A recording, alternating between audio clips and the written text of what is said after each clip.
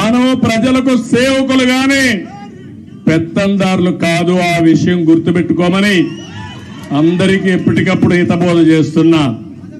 అందుకే ఒక మాట అన్నాను నేను, సిబిఎన్ 95 2024 కాదు, సిబిఎన్ 95లో ఏ విధంగా పనిచేశాడో అదే విధంగా పనిచేస్తానని నిన్నే చెప్పాను.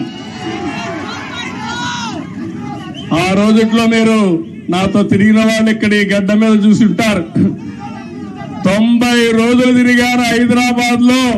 ఆకస్మిక తనిఖీలు, తెల్లవారుజామున లేచి అందరి తలుపు తట్టి నిద్ర లేపి సమస్యలు తెలుసుకుంటూ పరిష్కారం చేసిన రోజులు అవన్నీ. అలాంటివి చాలా చేశాం. ఆ రోజు చేసిన కార్యక్రమాలే మీరు చూస్తే శ్రమదానం, అదే మరి జన్మభూమి, అదే మారిగా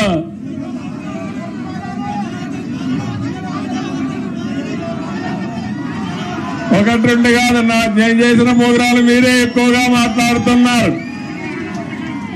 ఆ రోజు పరిపాలన ఒక ఉద్యమ స్ఫూర్తితో తీసుకుపోయిన అవునా కాదా అని అడుగుతున్నా. కొత్త కొత్త ఆలోచనలు చేశాం. ఆ ఆలోచనల్ని ఎక్కడికక్కడ అమలు చేశాం. నన్ను అడిగారు, నేను సైబరాబాద్ అంటే కొంతమంది నన్ను ఎగతాళి చేశారు, ఏంటిది కొత్త విషయం మాట్లాడుతున్నామని. ఆ రోజు సికింద్రాబాద్, హైదరాబాద్ ఉంది. నేను ఆలోచించాను ఏ పేరు బాగుంటుందని. సరైన నేమో ఇన్ఫర్మేషన్ టెక్నాలజీ వచ్చింది, సైబరాబాద్ అని పేరు పెడదామని పెట్టి కడాన అమెరికా అధ్యక్షుడు బిల్ క్లింటన్ పిలిపించినప్పుడు నామకరణం చేశాం. మన టెక్నాలజీ ఆయన చూసి ఆ రోజుల్లోనే ఆశ్చర్యపోయాడు. ఒక హైదరాబాద్ లో టెక్నాలజీ ఇంత అడాప్ట్ చేసుకున్నారని. అది నా స్వార్థం కోసమో కొంతమంది స్వార్థం కోసం కాదు, జాతి ప్రయోజనాల కోసం మనం చేయడం జరిగింది.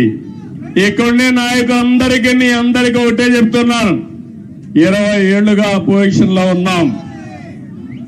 తెలంగాణలో కూడా తెలుగుదేశం పార్టీ ఉండాలా లేదా అని మిమ్మల్ని అడుగుతున్నా.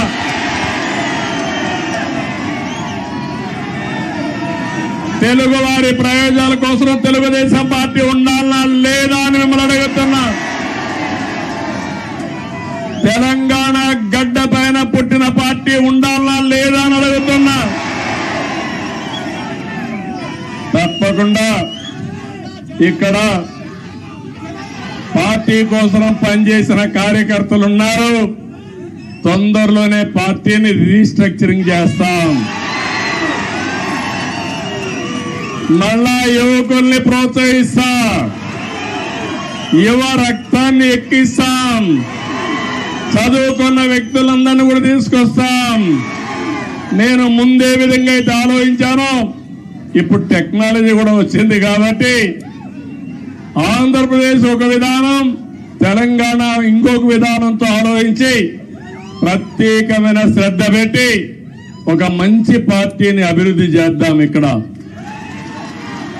తెలుగుదేశం పార్టీకి ఒక ప్రత్యేకత ఉంది. అధికారం ఉన్నా ప్రతిపక్షంలో ఉన్నా ఎప్పుడూ ప్రజాపక్షంలోనే మనం ఉంటాం.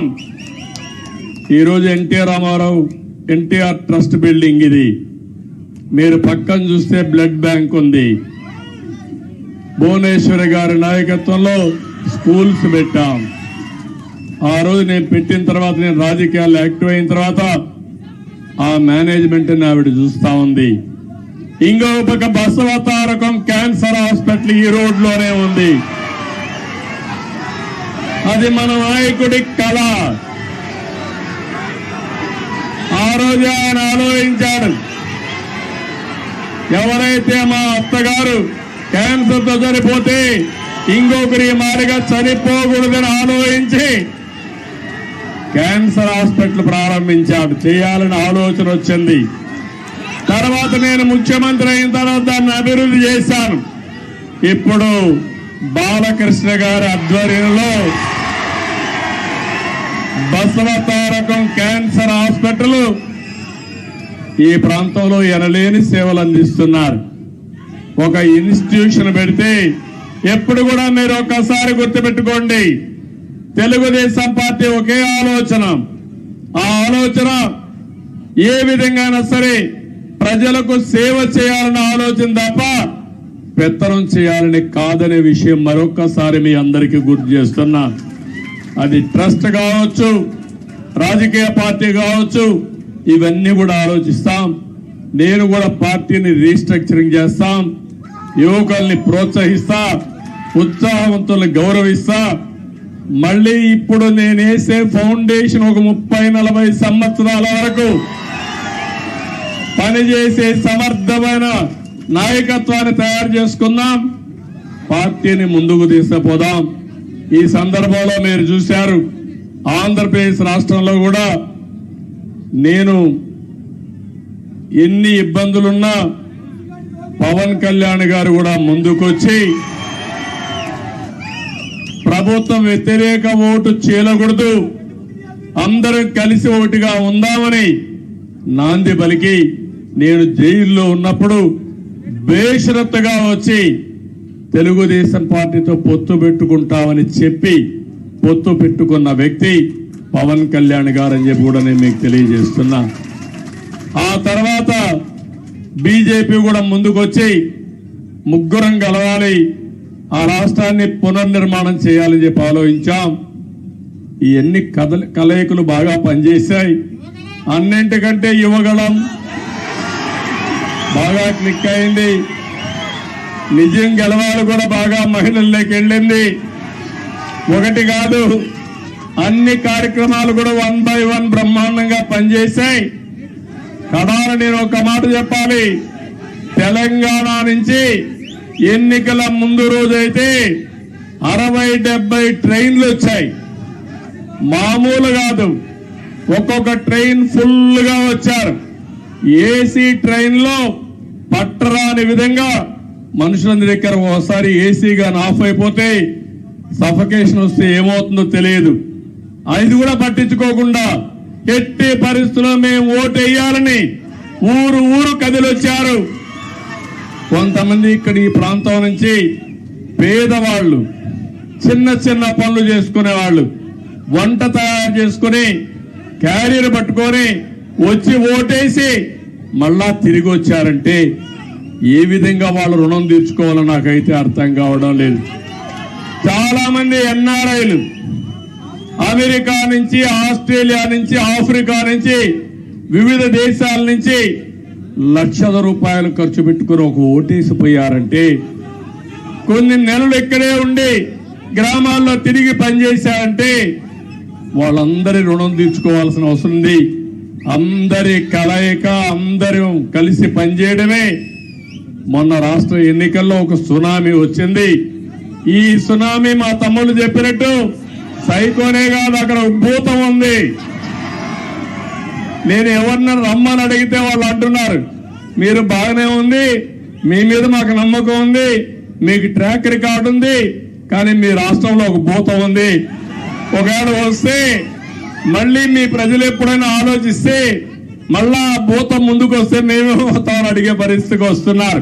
నేను చెప్పాను, ఆ భూతాన్ని పూర్తిగా భూస్థాపితం చేసే బాధ్యత తీసుకుంటాం. రాష్ట్ర ప్రయోజనాలే ధ్యేయంగా పనిచేస్తాం. ఆ రాష్ట్రంలో మీరు చూస్తే రాజకీయాల్లో అర్హత లేని వ్యక్తులు రాజకీయాల్లోకి వస్తే ఏం జరుగుతుందో దానికి నిదర్శనం మొన్న 5 సంవత్సరాలు. ఇప్పుడు నేను నిరూపించాల్సింది, రాజకీయాల్లో ఎలాంటి వ్యక్తులు మంచి వాళ్ళు ఉంటే ఏం జరుగుతుందో అది నిరూపించే సమయం వచ్చిందని చెప్పి కూడా నేను మీకు తెలియజేస్తున్నా. ఎక్స్పెక్టేషన్స్ ఎక్కువగా ఉన్నాయి. ఆకాశంలో చాలా మంది ఈ రోజే అయిపోవాలని కూడా ఆలోచిస్తున్నారు. కానీ అక్కడ ఖజానా చూస్తే ఖాళీ అయిపోయింది. పనిచేసే వ్యక్తులు కూడా లేరు. అన్ని సమస్యల సుడిగుండంలో ఉన్నాం. పర్వాలేదు, భగవంతుడు ఎప్పుడు నాకు ఒక ధైర్యాన్ని ఇస్తాడు. ఎప్పుడు కూడా సంక్షోభంలో అవకాశాలు వెతుక్కోవడం నా నైజం. తప్పకుండా మళ్ళా అలాంటి అవకాశాలు ఎదుర్కొని ఎక్కడికక్కడ ముందుకు పోతాం. 95లో అదే జరిగింది. హైదరాబాద్ లో కూడా ఆ రోజు జీతాలు ఇవ్వలేకపోయా. 2004 కంత బెస్ట్ ఎకానమీగా తయారు చేశాం. కష్టాలు తెలిసిన పార్టీ తెలుగుదేశం పార్టీ, ప్రజల ఇబ్బందులు తెలిసిన పార్టీ తెలుగుదేశం పార్టీ. ఇవన్నీ చేస్తామని చెప్పి తెలియజేసుకుంటూ మరొకసారి మీ అందరినీ మనస్ఫూర్తిగా అభినందిస్తున్న ఇక్కడ మీడియా కూడా ఉన్నారు. మాకు సీట్లు లేకపోయినా ఎన్నికల్లో పోటీ